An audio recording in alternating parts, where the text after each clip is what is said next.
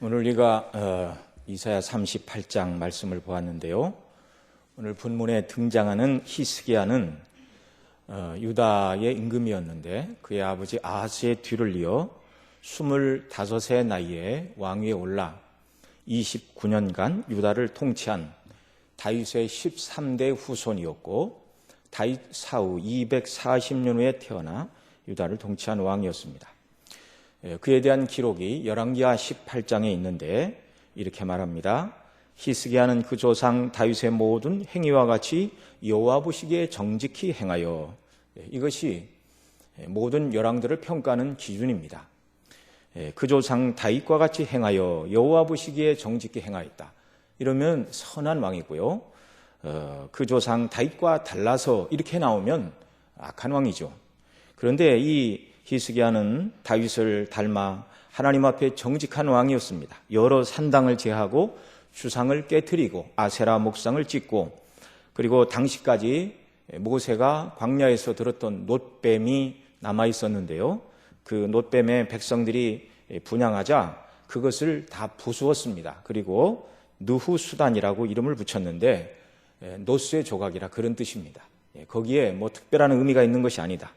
이렇게 여호와를 의지하고 떠나지 않은 선한 왕이었습니다.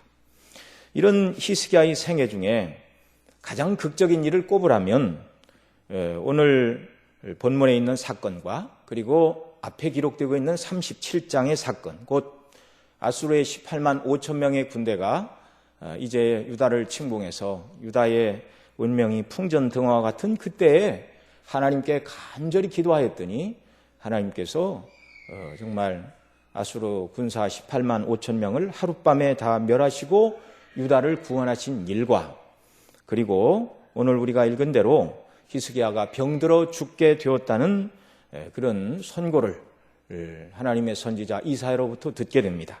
그럼에도 불구하고 간절히 기도하여 15년의 생명을 연장받은 것이 오늘 이사야 38장의 내용인데요.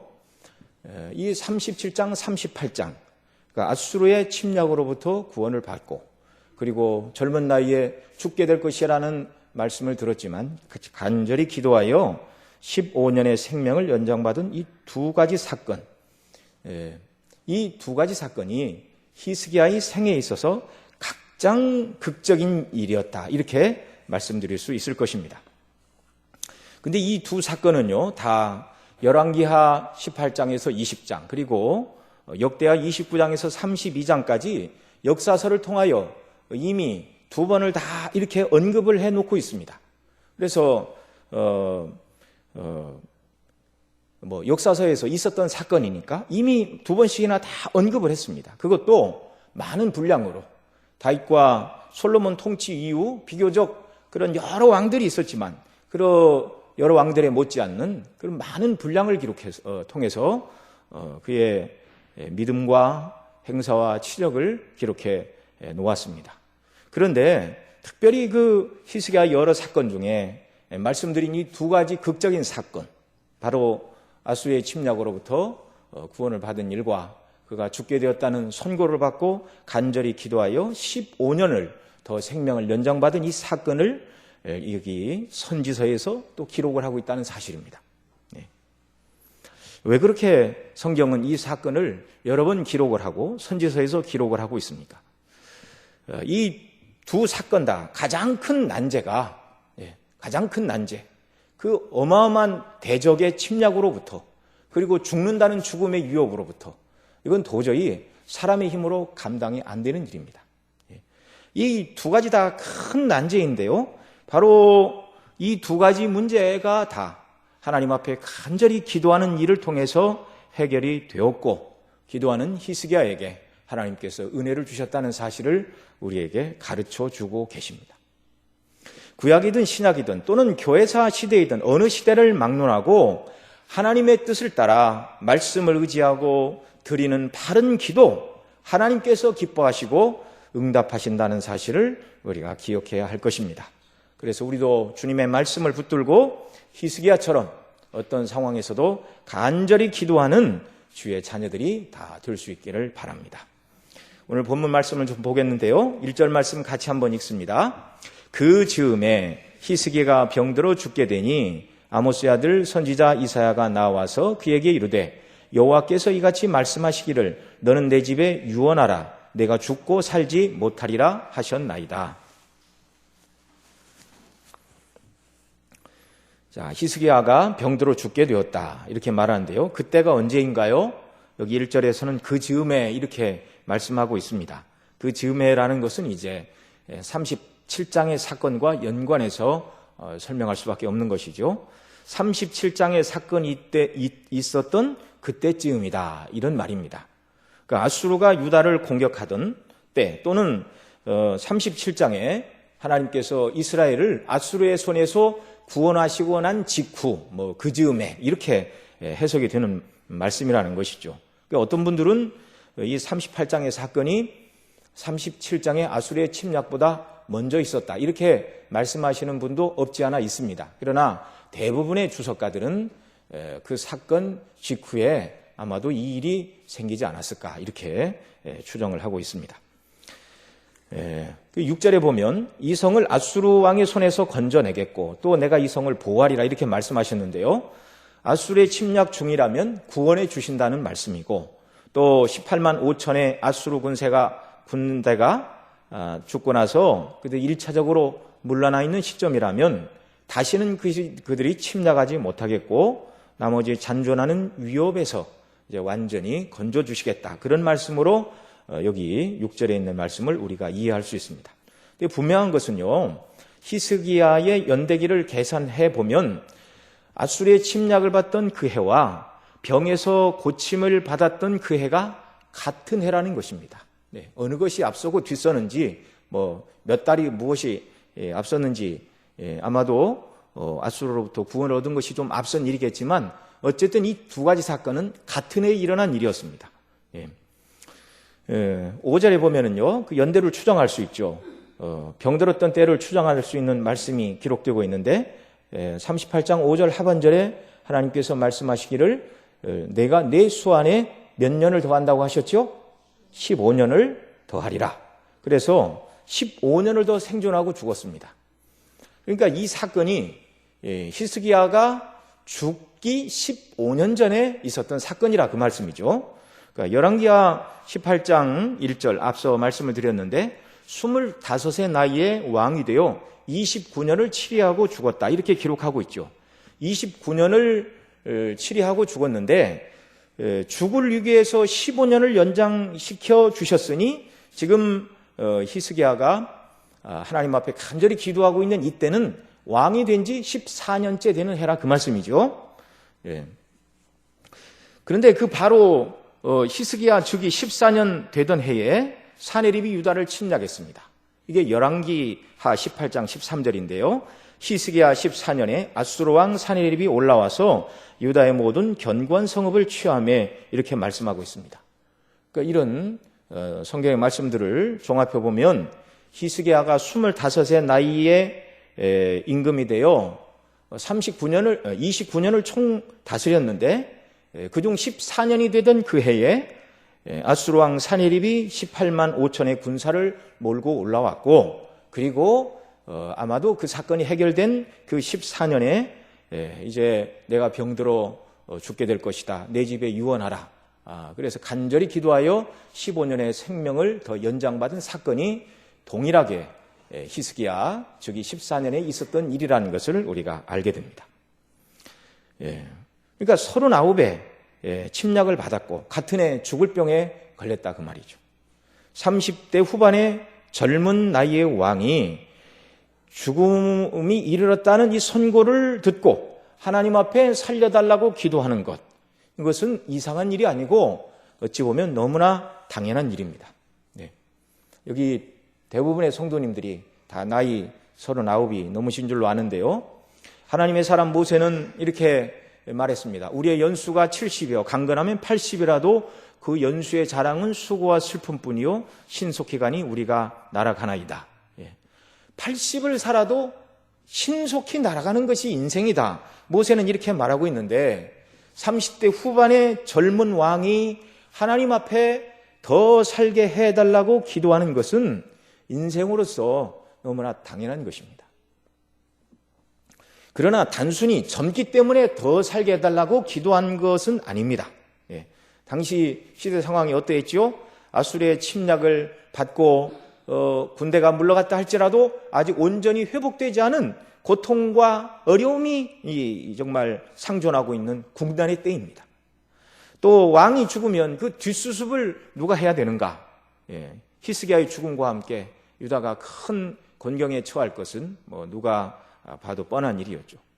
뿐만 아니라 당시 히스기야에게는 후사를 이을 아들이 없었습니다.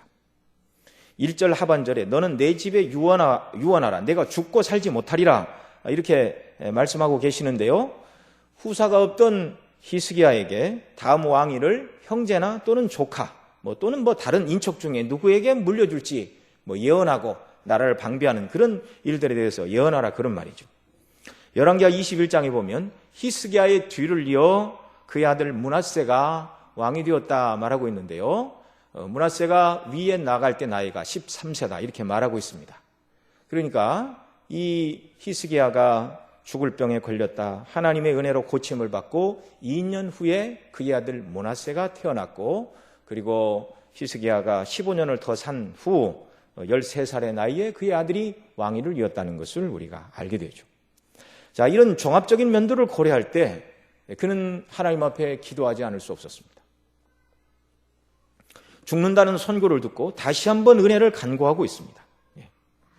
여러분 어떻게 생각하십니까? 하나님께서 너는 이제 갈 때가 되었다 이렇게 말씀하시면 그냥 주의 뜻인 줄 알고 받아들이고 이제는 때가 됐으니 제가 가겠습니다 이렇게 해야 옳은가요? 아니면 더 살게 해달라고 기도해야 옳은 것인가요?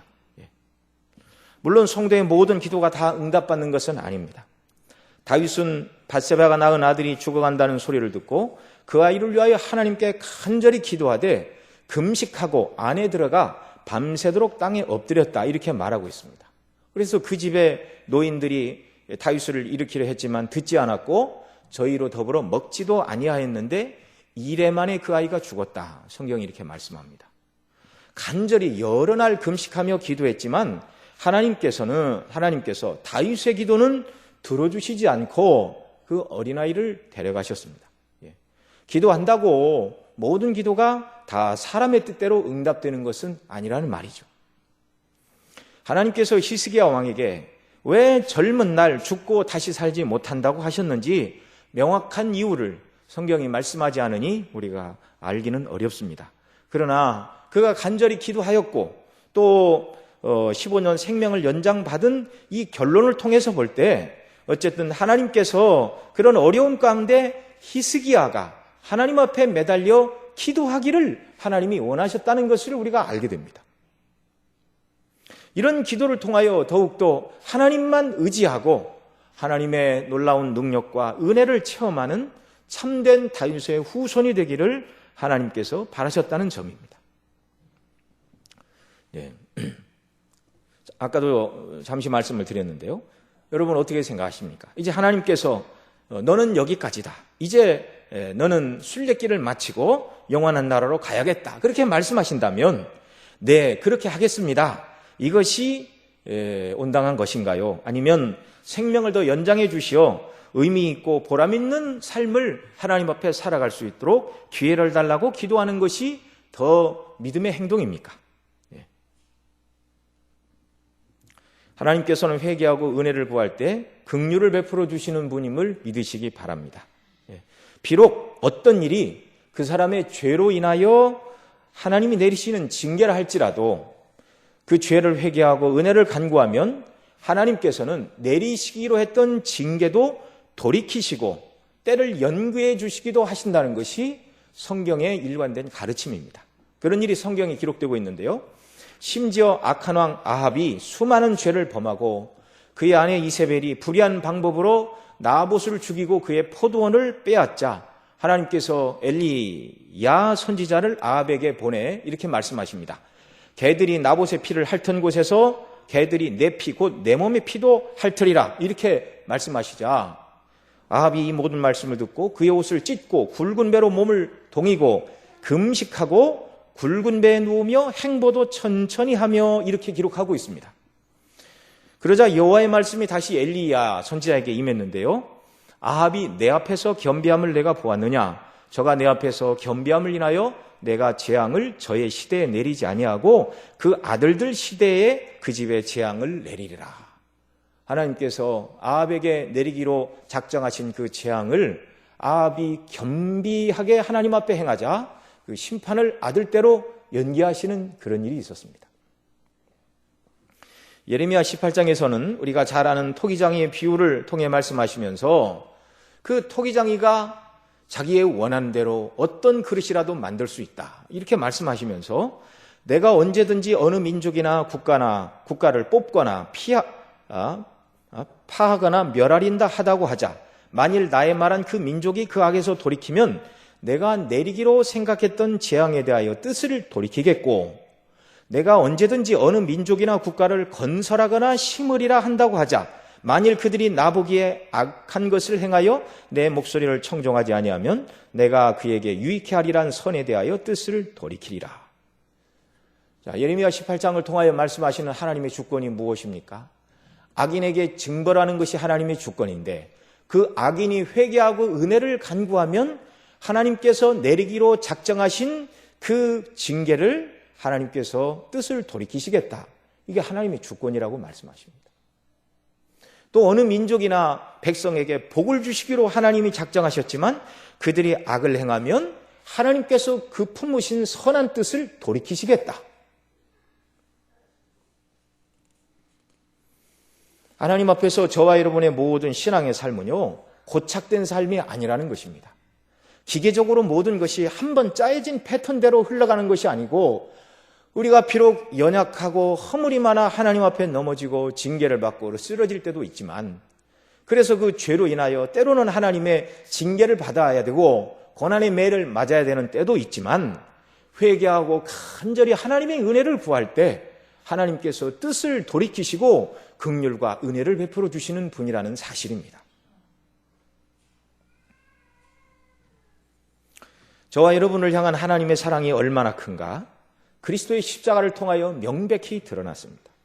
우리를 죄에서 구원하시기 위하여 우리 스스로 처리할 수 없는 죄의 문제를 하나님께서 해결해 주셨죠. 그 아들을 이 땅에 우리와 같은 사람의 몸을 입고 이 땅에 보내셨습니다. 우리를 위하여 십자가의 대속의 죽음을 통하여 하나님께서 우리를 구원하도록 작정하셨고 우리 주님은 그 일을 이루셨습니다. 어쩔 수 없이 할 수 없이 안 하면 안 되어서 억지로 그것이 아니로 주님이 말씀하시죠. 빼앗는 자가 있는 것이 아니라 내가 자의로 사랑함으로 너희를 위하여 내 목숨을 내어준다. 저와 여러분을 사랑하신 이 하나님의 사랑을 붙들고 비록 우리가 당한 고난이나 이런 고통이나 어려움들이 우리의 연약과 허물로 말미암았다 할지라도 낙마하거나 좌절하거나 더 이상 하나님께 은혜를 구할 수 없다 이렇게 포기하지 말고 우리를 사랑하사 아들을 내어주신 그 하나님의 사랑을 붙들고 간절히 간구하는 역사가 있기를 바랍니다. 자기 아들을 아끼지 아니하시고 우리 모든 사람을 위하여 내어주시니까 어찌 그 아들과 함께 우리에게 모든 것을 은사로 주지 아니하시겠느냐고. 이 약속의 말씀 붙들고 낭망하지 않는 저와 여러분 되시기를 바랍니다. 우리 2절 또 보겠습니다. 같이 읽습니다. 히스기야가 얼굴을 벽으로 향하고 여호와께 기도하여. 자, 1절에서 내가 죽고 다시 살지 못하리니 내 집에 유언하라. 예, 말씀드린 대로 그때까지는 왕위를 이을 후사가 없다고 말씀드렸죠. 네. 조카나 형제 중에서 왕위 계승자를 지목하고 국난을 헤쳐나갈 방법을 말해 주어야 할 그런 때입니다. 그런데 유언하라는 선지자의 소리를 듣고 히스기야는 유언하는 대신 벽을 향하여 기도하였습니다. 아수르의 침략을 받았을 때 그리고 사내립이 여호와 하나님을 능멸하는 편지를 써서 보냈을 때 그는 2번 다 성전에 나가서 기도했습니다. 편지를 성전에 펴놓고 여호와 하나님 보시옵소서 들으시옵소서라고 간절히 기도했습니다. 그런데 이번만큼은 이제 히스기야가 벽을 향하여 기도하고 있습니다. 왜 그런가? 아마도 죽을 만큼 몸이 너무나 아파서 왕궁에서 성전까지 나아갈 기력도 없던 것으로 보여집니다. 이때 히스기야가 택한 것은 얼굴을 벽으로 향하고 여호와께 기도하는 것이었습니다. 얼굴을 벽으로 향하고 여호와께 기도했다, 그 말은요, 인간적인 모든 방법을 다 포기했다는 것입니다. 하나님 그렇게 말씀하시지만 의술을 동원하면 나을지도 모른다, 또는 헛된 기대감을 갖거나 이렇게 하지 않고 더 이상 사람 바라보지 않고 오직 여호와 하나님만 대면하여 기도했다는 것입니다. 하나님이 누구신지 아는 사람은요, 절망적인 상황에서도 낙심하지 않고 기도하게 되는 줄 믿으시기 바랍니다. 이런 말이 있습니다. 아는 만큼 보인다. 박물관이나 미술관을 가도 아는 만큼 그 역사적인 유물이나 유적 또는 역사적인 미술품에 대해서 아는 만큼 그것을 깨닫는 것이죠. 그래서 그런 역사적인 지식이나 전혀 없이 또 미술에 대한 이해가 전혀 없는 저 같은 사람은요, 그것을 설명해주는 해설사, 가이드 이런 사람이 없다면 박물관을 가도 또 미술관을 가도 얻어오는 것이 별로 없는 것입니다. 하나님이 어떠한 신분인가를 아는 만큼 더 담대하고 바르게 기도할 수 있다는 사실입니다. 죽는다 말씀하시는 순간에도 히스기야는 하나님께 기도하고 있습니다. 그래서 5절에 보면 내 기도를 들었고 내 눈물을 보았노라 이렇게 하나님께서 말씀하시는데요, 죽는다, 유언하라 이렇게 하나님의 선고를 들었음에도 불구하고 간절하게 마음을 토하여 울면서 하나님 앞에 기도하였고, 그렇게 기도하였더니 하나님은 보시고 다시금 그에게 뜻을 돌이키사 15년을 더 살게 하시겠다고 이렇게 말씀하고 계십니다. 만일 하나님께서 너는 죽는다, 이 문제로 더 이상 기도하지 말라, 이렇게 말씀하셨다면 기회가 없는 것입니다. 그러나 하나님은 이사야를 통하여 너는 죽는다 이렇게 하셨지 기도하지 말라 이렇게는 말씀하지 않으셨습니다. 하나님께서는요, 응답하시지 않을 기도에 대해서는 더 이상 기도하지 말라고 그러십니다. 우리가 어느 때까지 기도할 수 있다고요? 성경에 기도하면 안 된다라고 정해놓은 것 또는 응답을 통하여 더 이상 기도하지 말라고 명백하게 말씀하실 때, 그때가 아니면 우리는 언제든지 기도할 수가 있습니다. 모세가 가나안 땅에 들어가기를 위해 간절히 기도했지만 하나님은 그 모세의 기도를 허락하지 않으시고 이렇게 말씀하셨습니다. 그만해도 족하니 이로 다시 내게 말하지 말라. 너는 비스가산 꼭대기에 올라서서 눈을 들어 동서남북을 바라보고 내 눈으로 그 땅을 보라. 내가 이 요단을 건너지 못할 것임이니라. 모세가 얼마나 간절하게 가나안 땅에 들어가고 싶었겠습니까?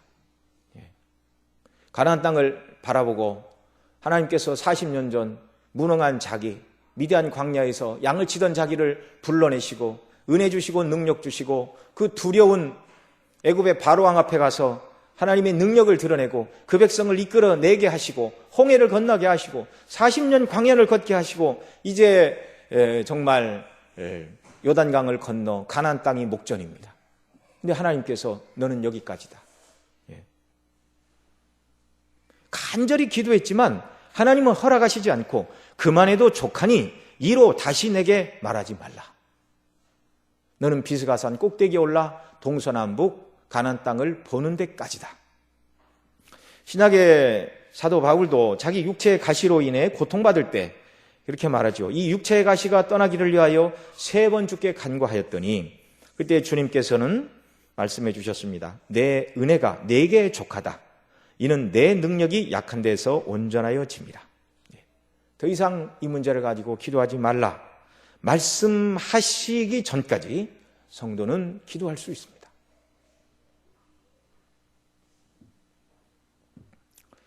우리에게 다가오고 있는 어떤 고통스러운 현실과 이 고난의 문제는 다른 말로 바꾸면 하나님 앞에 매달리고 기도하라는 것입니다.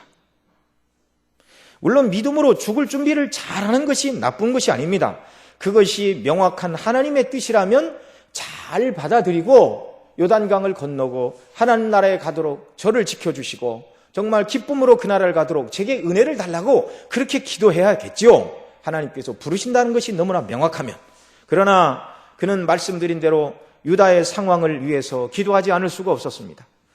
대적의 위협이 완전히 사라지지 않았고 왕위를 이을 후사도 없었고 종교 개혁을 시작했지만 그것은 이제 겉으로 드러난 형식이지 모든 백성들의 마음이 다 하나님께로 돌아오지 못한 상태이고, 지금 히스기야의 나이가 39이라고 말씀을 드렸는데요, 앞으로 힘을 다해서 얼마든지 하나님을 섬길 수 있는 그런 때라는 이런 여러 종합적인 상황으로 그는 하나님 앞에 나아가 담대히 기도한 것이죠.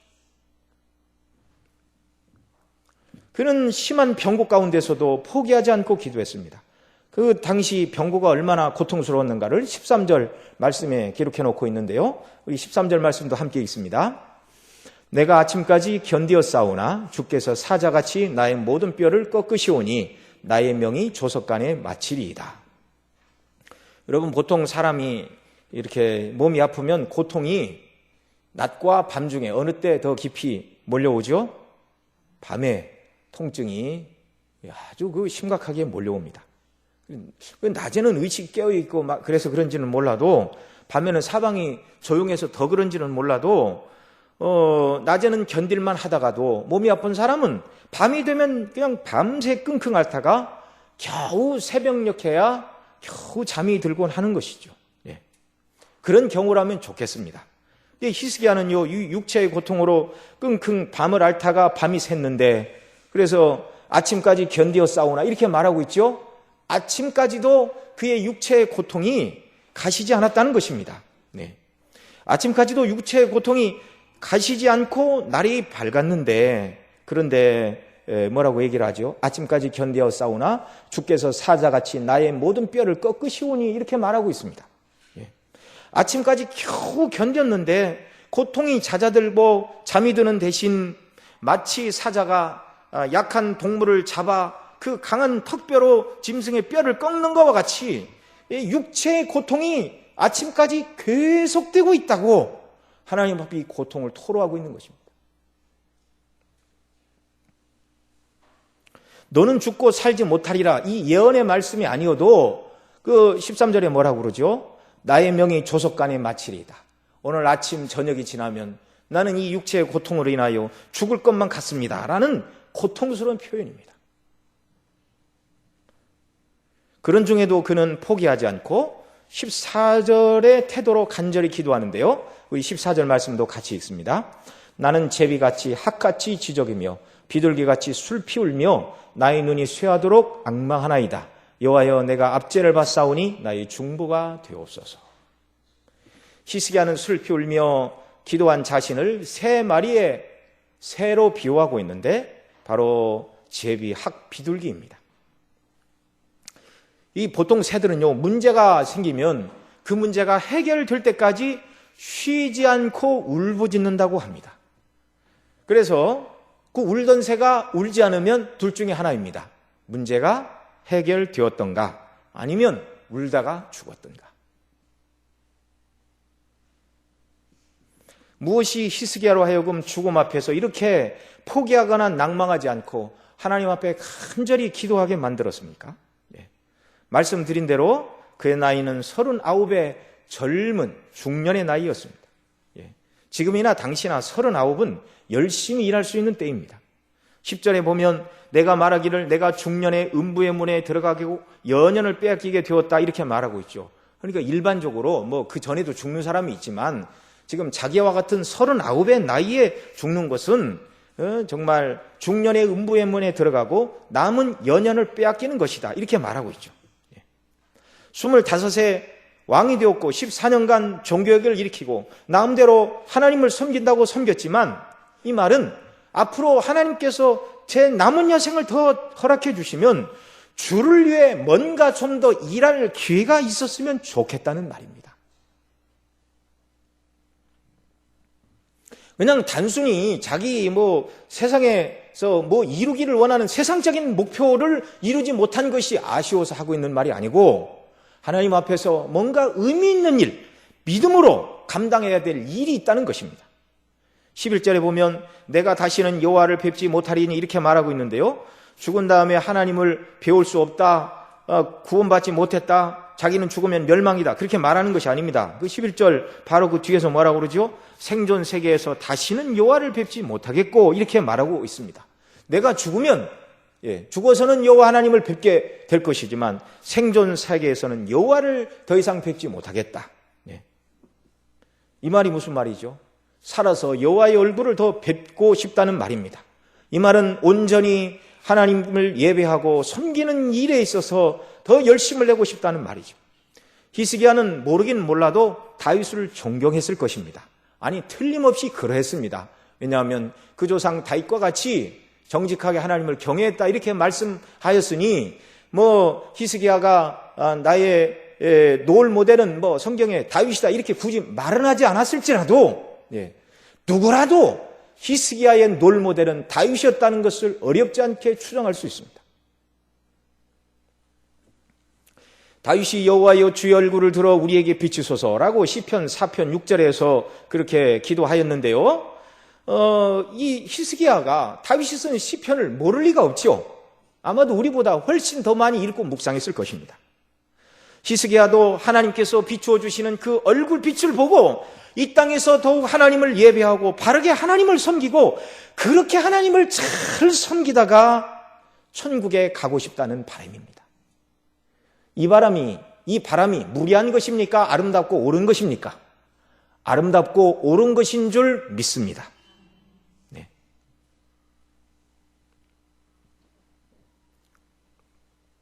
간혹 주변에 예수님 잘 믿다가 젊은 나이에 이렇게 부르심을 받는 그런 경우들을 여러분 보셨을 텐데요. 그런 분들이 맨 마지막에 하는 말이 참 구원해 주신 하나님께 감사하고 모든 사람에게 감사합니다. 그러나 하나님께서 기회를 주시면 좀 더 주를 위하여 일하고 싶습니다. 제가 신학교 1학년 때 그 젊은 나이에 하나님께 부름을 받은 그 동료가 마지막으로 남긴 말입니다. 이 11절 끝부분에 내가 세상 중에서 한 사람도 다시 보지 못하리라 이렇게 말하고 있는데요. 이 한 사람이 사람들을 말하는데 가족이든 자기의 신하이든 또는 선지자이든 또 마음이 통하는 누구이든지 간에 그들을 만나서 더 이상 교제하지 못하고 맛있는 것을 먹지 못하고 또 인생에 대해서 논하지 못하고 이런 것이 아쉽다는 말이 아니고 영원토록 천국에서 하나님을 예배하며 성도가 교통할 것이지만 이 땅에서 하나님의 자녀로서 천국의 백성으로서 함께 하나님을 예배하고 섬기는 일을 더하지 못한다는 아쉬움을 말하고 있는 것입니다. 만일 우리 성도님들 중에서 하나님께서 이제 때가 되었다 말씀하신다면 하나님 제가 이 날을 기다렸습니다. 왜 이렇게 늦게 불러주시나요? 이제는 족합니다라고 말씀하실 분이 몇 분이나 되겠습니까? 저와 여러분 모두는 아직은 더 주님을 위해서 해야 될 일이 많이 남아있는 줄로 믿습니다. 히스기야의 기도는 죽은 다음 내세에 대한 소망을 가지지 못했으니 더 살게 해달라는 말도 아니고 지금 부르셔도 천국에 가지만 지금 하나님 앞에 서기에는 주를 위하여 한 일이 너무 적다는 것을 깨달은 성도이기에 주의 영광을 위해 하나님의 나라를 위해 더 일할 수 있는 기회를 달라는 성도의 기도입니다.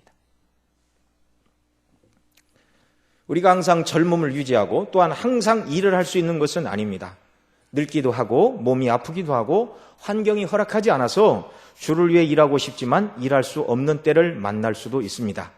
그런 곤고한 때가 오기 전에 그런 곤고한 때를 만났다 하더라도 더 일할 수 있는 마음과 환경과 시간과 건강을 달라고 간절히 간구하는 역사가 우리에게 있기를 바랍니다.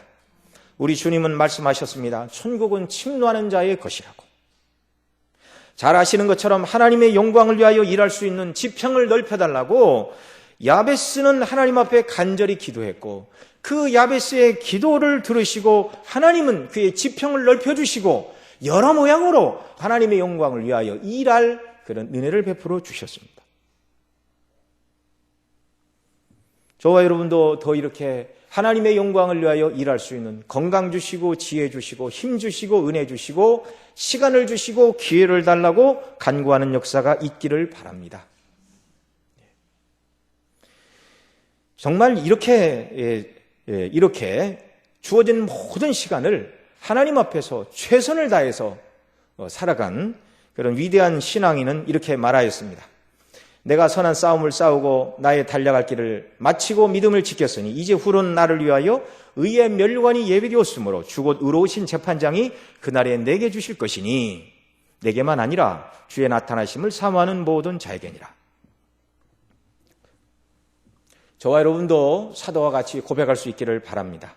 그는 자기에게 주어진 모든 인생의 시간, 그에게 주어진 건강, 그에게 주어진 재능, 모든 것 다해서 내가 선한 싸움을 싸우고 달려갈 길을 마치고 믿음을 지켰다.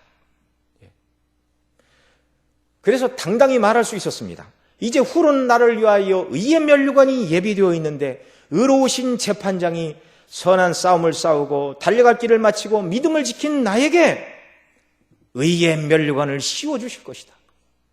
나에게만 아니라 주의 나타나심을 사모하는 모든 자에게도 이런 은혜를 주실 것이다. 이게 디모데에게 사도가 편지를 쓰면서 한 말인데요. 디모데뿐만 아니라 이 성경을 읽는 모든 성도들을 향하여 하나님의 성령께서 사도가 고백한 것처럼 고백하고 사도가 의의 면류관을 사모한 것처럼 저와 여러분도 이 면류관을 사모하는 삶을 살아가라고 이 말씀을 우리에게 주시는 줄로 믿습니다. 자, 또 무엇이 그로 하여금 이렇게 하나님 앞에 담대하게 기도하게 만들고 있죠? 우리 15절 말씀도 같이 읽습니다. 주께서 내게 말씀하시고 또 친히 이루셨사오니 내가 무슨 말씀을 하오리이까?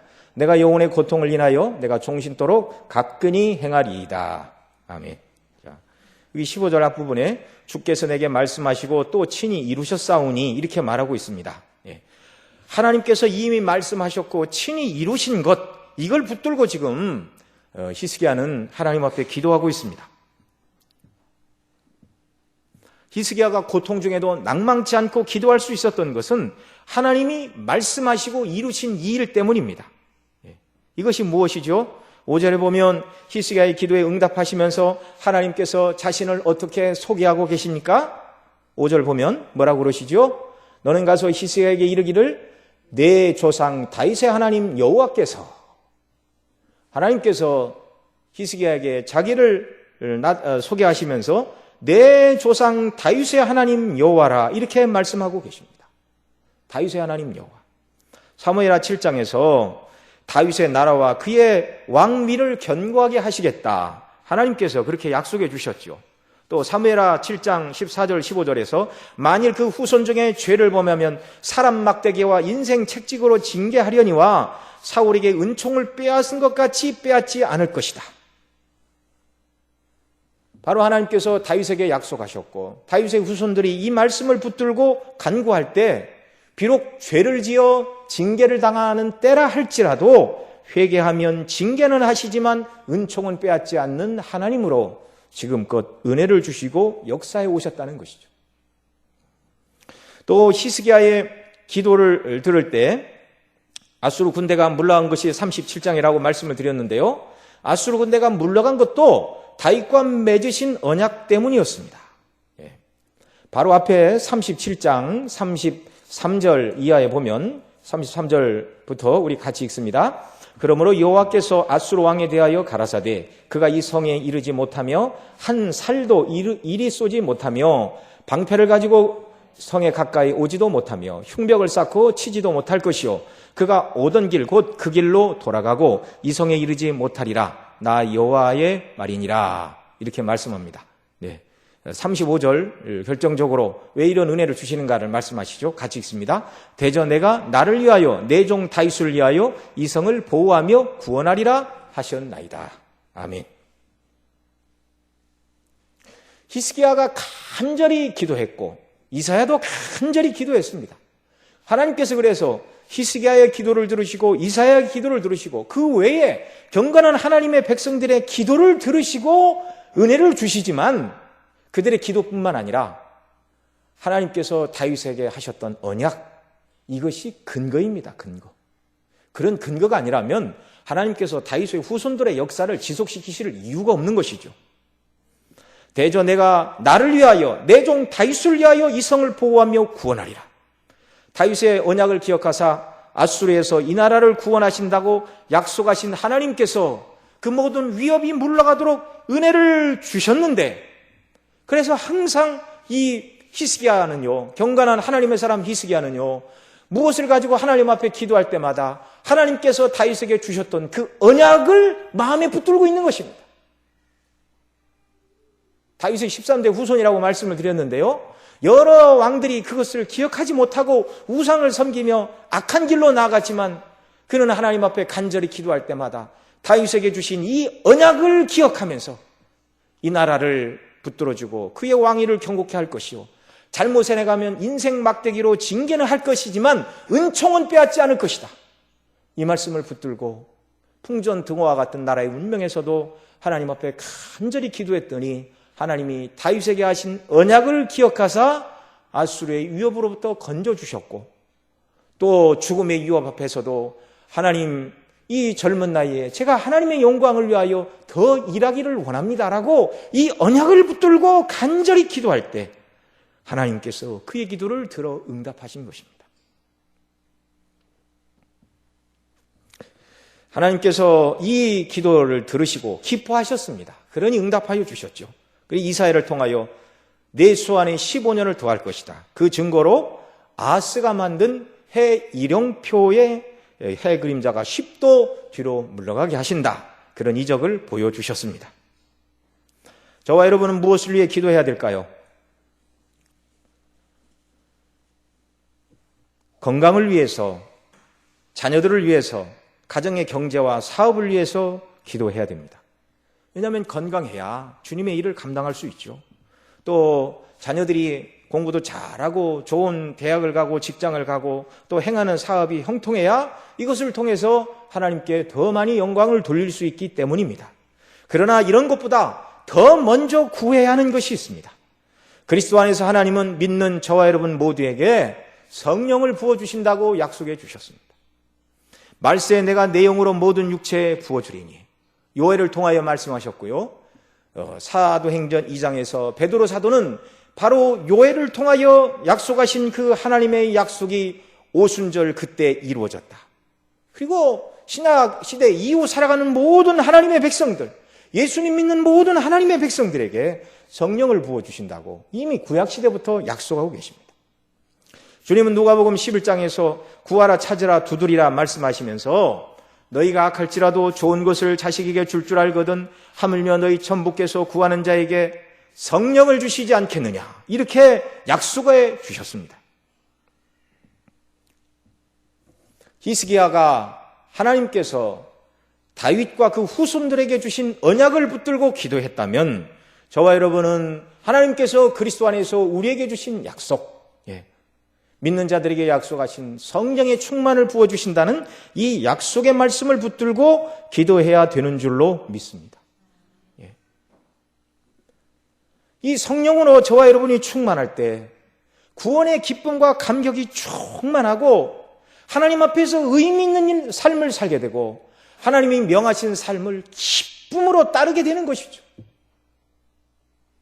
여러분, 우리가 하나님의 성령으로 충만하게 될 때 젖 먹는 어린아이가 엄마 품을 찾는 게 자연스럽듯이 저와 여러분이 하나님의 성령으로 충만할 때 하나님을 사모하게 되고 그 얼굴빛을 더 구하게 되는 줄로 믿습니다. 여러분, 벌과 나비가 꽃을 찾아가 뿔을 빨아먹는 것은 너무너무 자연스럽고 당연한 현상입니다. 구원받은 하나님의 백성들이 마땅히 그래야 되는데, 그러나 우리가 죄악된 세상에서 살아갈 때 늘 그렇지 않다는 것이죠. 그래서 하나님의 성령의 역사가 우리에게 있어야 벌과 나비가 꽃을 찾아가 꿀을 즐겨 먹듯이 우리가 하나님을 향하여 우리의 생각과 마음의 성향과 정사가 기울어지고 하나님이 기뻐하시는 일들을 기뻐하고 사모하고 그 일을 더 이루게 된다는 것입니다. 추운 겨울에 난로가에 사람들이 자동으로 모이듯이 하나님의 성령께서 은혜 주실 때 우리가 날마다 하나님을 생각하고 사모하며 살아가게 되는 줄로 믿습니다. 여러분, 우리가 겉모습을 봐서는 모든 것을 다 할 수 있는 것은 아니지만, 그러나 예배를 사모하고 주의 말씀을 귀하게 여기고 주님께 드려지는 시간, 주님께 드려지는 물질, 곧 주님께 모든 것을 드리는 이 헌상을 귀하게 여기는 사람이 은혜 받은 사람이요 성령 충만한 사람인 줄로 믿습니다.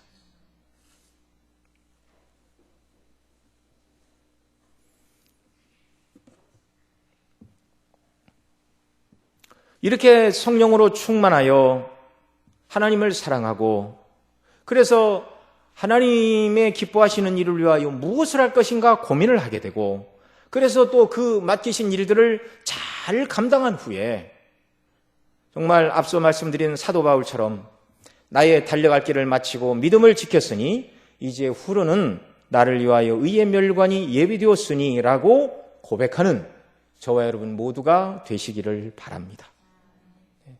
이런 성도가 진정 행복한 성도인 줄로 믿습니다. 이런 은혜가 저와 여러분의 남은 순례길에 한량없이 하나님께서 복음의 영광을 깨닫고 성령의 충만함 가운데 정말 하나님이 기뻐하시는 길을 가고 하나님이 부르실 때 후회 없이 달려갈 길을 마치고 믿음을 지켰으니 이제 후로는 나를 위하여 의의 면류관이 예비되어 있다고 고백하며 주께 찬양하며 영광을 돌리는 귀한 역사가 있기를 바랍니다. 기도하시겠습니다. 사랑하시는 아버지 하나님 고맙고 감사합니다. 오늘도 저희들 불러 하나님을 예배하게 하시고 하나님의 자녀로서 받은 특권이 얼마나 크고 영광스러운가를 기억할 수 있도록 인도하심을 감사합니다. 아버지 하나님, 우리의 연약과 허물로 인하여 당하는 고난이라 할지라도 우리가 얼마든지 그리스도 안에서 회개하며 은혜를 간구할 수 있는 자요, 또 구원받은 하나님의 백성으로서 성령의 충만을 간구하여 성령의 충만함 속에 하나님을 기뻐하고 즐거워하고 또 하나님이 명하신 일들을 즐거움으로 감당하는 그런 사람이 되기를 말씀을 통해 저희들이 깨달았는데, 이런 은혜를 넘치도록 부어주셔서 정말 사도와 같이 나의 달려갈 길을 마치고 믿음을 지켰으니 이제 후로는 나를 위하여 의의 면류관이 예비되어 있다라고 고백하는 우리의 삶이 되도록 은혜 덧입혀 주시기를 원합니다. 주장하여 주옵소서. 이 모든 말씀 우리 구주 예수님의 이름으로 기도드리옵나이다.